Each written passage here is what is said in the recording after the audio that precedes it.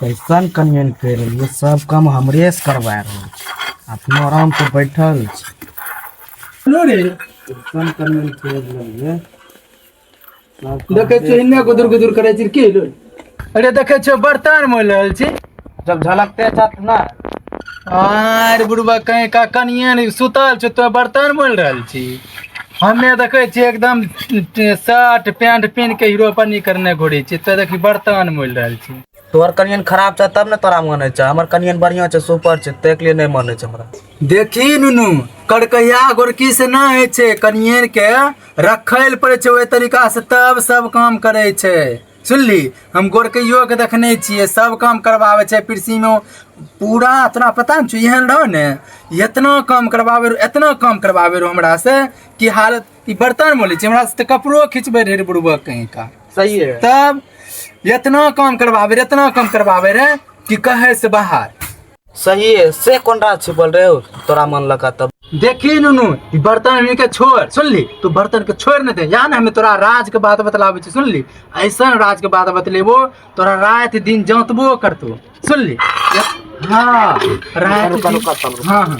रात दिन जांतबो करतो, तेल लगा देतो ठंडी में। सुनली सही है तब राज के बात हमरो बुढ़वा से सीख लिए। कौन बुढ़वा से? ये बुढ़वा मर गेले उ सदानंद बुढ़वा रहे। सुनली देखिए नुनू सदानंद बुढ़वा जे रहे इतना अच्छा हमरा बात राज के बतलेलके कि की बतलियो नुनू ओकर जब आइडिया दिमाग लगेलिए कि वहाँ आइडिया से हमरा दिमाग लगबे के धीरे धीरे तो बहुत कष्ट दिलको। आ जब ओकर राज के बात जब धीरे धीरे दिमाग लगेलिए तब तू पस्त भए गेलो। ओकर दिमाग उ सदानंद बुढ़वा हमरा कहे रे कि रे नुनू पहले बहुत दिक्कत हेतो लेकिन इतना दिक्कत होले कि आब देखे छी कपड़ा वहाँ खींच दे छो आ तकर बाद खैनी ले पैसा दे छे बुढ़वा काम कोनो न करे छिए खनियो पैसा तब आ तोरा देखी कामो करबे छो पैसो नहीं दे तो नहीं दे जा कोई गाने को जो करिया कर चल या ना राज के बात बतलावे छी। या राज के बात बतलावे छी। सुन ली हम ये सोचे छी कि कोई मर्दना के कोई महिला दिक्कत नहीं दिए। सुन ली हमर वो रोज से बुढ़वा के बात सुन के दिमाग में ठान ले लिए। सुन ली आई खातिर हम देख लियो तोरा बर्तन का रोजे न तोरा कहीं मारबो करेलो तब कौन रे ने तो हमरा दिमाग में बच्चा के देखो कितना बड़ा कष्ट हो छे। कनियन लोग कर के लावे छे लक्ष्मी होय छे आ हे देखो ओकरा कनियन लक्ष्मी की बहिन के काली में कहां से आबि गेले ओ छोड़ा के मारते रहे छे। आई खातिर हम दिमाग लगबे रहिए ओकरा जेबे एक दिन जरूर हमें राज के बात बतलेबे। सुन या हम तोरा कहै छी या कह की सुन ले देखी नुनू सोमवार चासे त कहानी जमै छी नहीं तो नहीं जाने छी ते के लिए बुढ़वा तोरा जोतबो करतो खेत में वहां से देखे छी बर्तन जोतना ये होले।